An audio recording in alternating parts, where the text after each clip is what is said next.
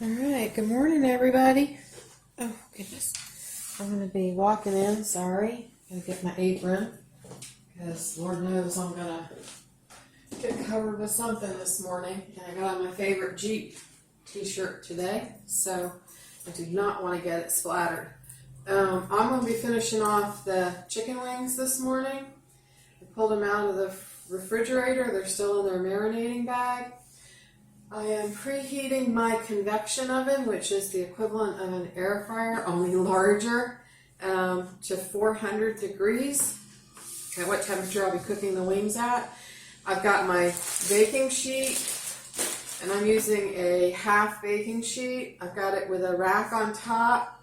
I'm going to be careful touching it. You can see the cooling rack. I have sprayed the rack with cooking spray to prevent the wings from sticking. And I've got some stuff over here that I'm going to be working on in just a few minutes. I'm going to be making a loaf of bread, so I've got dough rising over there. This is my dough counter after all. The wings have got to be completely dry, or as dry as possible. Let me get a pair of tongs. I know I have a pair over here. Okay, where did I put my tongs? Tongs. Okay, sorry about that. Let's see. You can always use a replacement. I stuffed it in here last night when I was emptying the dishwasher, which is if you think that doing laundry is bad, in my house emptying the dishwasher is probably just as bad as doing laundry. Oh, I put them out already. Sorry. So these are my grill tongs. So I'm going to put them back in this drawer. I have my pencil tongs, or surgical tongs is what I like to call them. They're very narrow, and they make it very easy to get work done. They have all different sizes on Amazon and at the web restaurant store, which you can sign up and buy equipment from. This is just a really easy grip for me. It's almost like using chopsticks, but they're attached. So like I said, I want to pull out these wings. They have been marinating overnight. I did them overnight because they were frozen. If they were fresh, raw wings, I would have only marinated them for maybe 4 or 5 hours before I cooked them. And I don't know about you guys, but these wings are pretty big. So I'm only doing 6 for me. You know, wings are great because you can do just however many you think you can eat. And at the size of these wings, I'm going to say I can do 6. I'm going to dispose of this pickle juice real quick. And then just throw these bags away because I'm putting them in the recycle bin. Because raw chicken, don't want to play with it. So, like I said, I'm going to pat these. I got extra paper towels. You can use a cloth towel if you want, as long as you remember to remove that towel when you're done and get it in like really, really hot washer. The other thing that I'm doing, I don't know if you'll notice, let me roll this over. I've got a different cutting board than my normal cutting board. I've got a silicone mat cutting board that I use strictly for chicken. This one is gray and purple, which reminds me that it's for chicken. That way I don't infect anything else on the countertop. But typically what I'll do anyway is I'll wipe down my wooden cutting board after this with a Clorox wipe or a Lysol wipe. And then I'll put a clean washcloth over that to wipe away any residue from the disinfectant. And then I'll re-oil it with lemon oil. It's a lot of work, but I don't ever want to get sick from something that I cook. So again, I'm just patting these wings really, really dry because you want crispy skin, or at least I want crispy skin, and in order to get that, the wings have to be as dry as possible. Dixie is not here today, so she won't be making any photo bombs. She is at school or daycare, however you want to call it. I have some meetings this afternoon, and I didn't want her barking, plus she needed to burn off some play energy that she has, even at 7. She has a lot of play energy still, and a lot of anxiety. So I think my wings are pretty dry. They look pretty dry. I'm going to go ahead, move them. Oops. Well, before I move them, I want to go ahead and season them, because I'm going to put them, I'm going to throw this into the sink so I don't forget to throw it away. I'm going to season them with one of my favorite seasonings, Chef Paul Prudhomme's. This is his Poultry Magic. He has a lot of really good seasonings that I like. Dubs has good seasonings. And Penzi Spices, if you ever get a chance to go to Penzi Spices online, they have a ton of great seasonings that you can buy.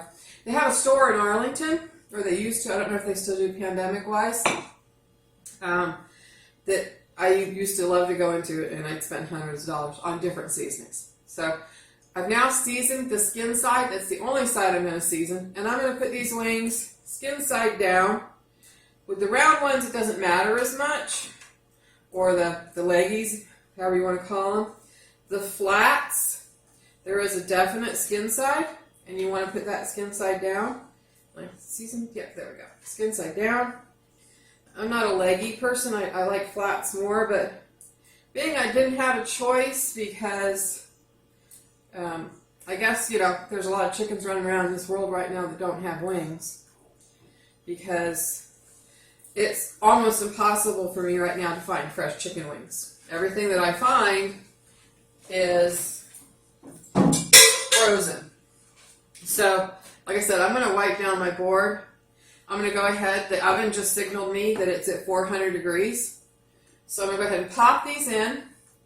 They're going to take 40 minutes total. It's going to be 20 minutes. I'm going to flip them over so the skin side is up and cook them another 20 minutes at 400 degrees. They're going to be really extra crispy like they were fried. And I will come back when that happens and show everybody how good they turned out. Again, I've got 6 wings soaked in pickle brine overnight using Chef Paul Prudhomme's Chicken Magic, which I love. I won't add any other seasoning to these, and these will not require dipping. But you could always make a ranch dipping sauce. Pioneer Woman has a really good crack sauce. My friend Lisa makes the best salad dressing I've ever tasted, and I use that as dipping sauce, and I'm going to check in the back of my fridge and see if I have any of that left. So, all right, y'all, I'll see you in a bit. Thanks.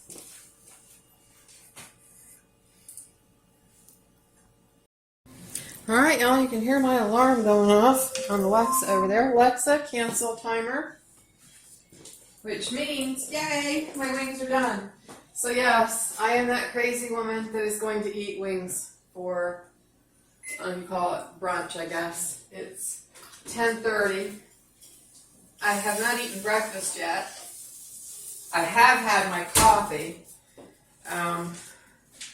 but I think I'm going to enjoy these wings. So let me get a plate, get my clean tongs. I did wash them while I was off screen. So they turned out really crispy and brown. Like I said, I like the flats better. So, those are the pieces that I'm going to look forward to eating. And again, look how crispy and brown those are. Those are beautiful. I don't know if I'm going to do dipping sauce. I'm going to wait till I bite into them and see how they turn out. I'm going to be really careful with this pan. You can see how much fat came off just those 6 wings. So I'm going to put this in the sink and scrub it down later. That's it for right now. I said I was making some bread, so I'm going to show you one of my handy dandy bread pans.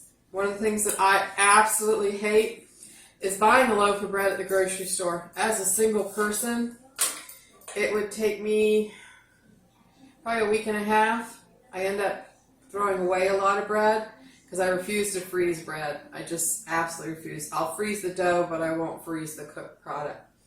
So I went in search of the perfect bread pan to make a half loaf. This is called a Pullman bread pan.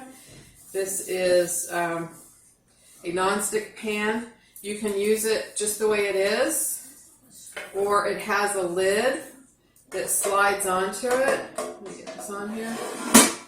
So it's closed when you bake, and what that does is bake a perfectly shaped flat on all sides, including the top loaf of bread. That is used a lot, or it used to be used in the 80s, I guess, for making a dish called a Pullman loaf that was used in catering. And when I was at the college in Utah at Weber State, we used Pullman loaves a lot. And I'm going to make one of those this weekend, and that's with cream cheese and ham salad and pimento cheese and pecans, and just, you can fill it with anything you want, but it's literally like a bread lasagna with different fillings.